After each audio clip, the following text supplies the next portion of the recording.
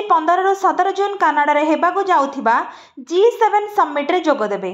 से नवनिर्वाचित प्रधानमंत्री मार्क कार्नी को भेटी दुई देश मध्य संपर्क मजबूत करने उद्देश्य आलोचना करेंगे।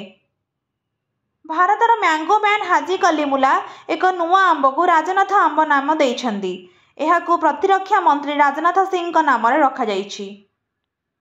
पाकिस्तान को यूएनएससी दुईटी आतंकवाद विरोधी कमिटी अध्यक्ष और सह अध्यक्ष नियुक्त करा जाइथिबारु एहा उपरे भारत असंतोष प्रकाश करिछि।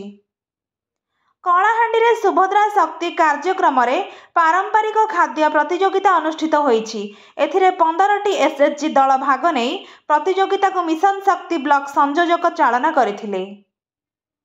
बरगड़ स्थित Vikas school of business management college रो 25 छात्र छात्री श्रेष्ठ तालिकार स्थान पाइछन्ति। भूपेश पाणिग्राही और स्वस्ति दास 10 एसजीपीए सहित प्रथम होइछन्ति।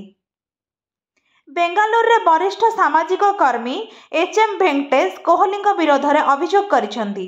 कबन पार्क थाना रे मामला रुजु होईछि। पुलिस तदंत आरंभ करिछि। रथयात्रा 2025 श्रृंखलित भाव परिचालना करिबा पई राज्य सरकार कमिटी गठन करिछि। एहार अध्यक्षता करिछन्ति उपमुख्यमंत्री प्रभाती परिडा। आईन विभाग एही विषय रे विज्ञप्ति जारी रखिछि। बांग्लादेश रे शेख हसीना विद्रोह परे आंतरिक सरकार शासन जारी रही। यूनुस कहिछन्ति मु देशर नागरिक मानक घोषणा करुछि जे 2026 एप्रिल प्रथम पक्षरे जे कौनसी दिन निर्वाचन अनुष्ठित हेब।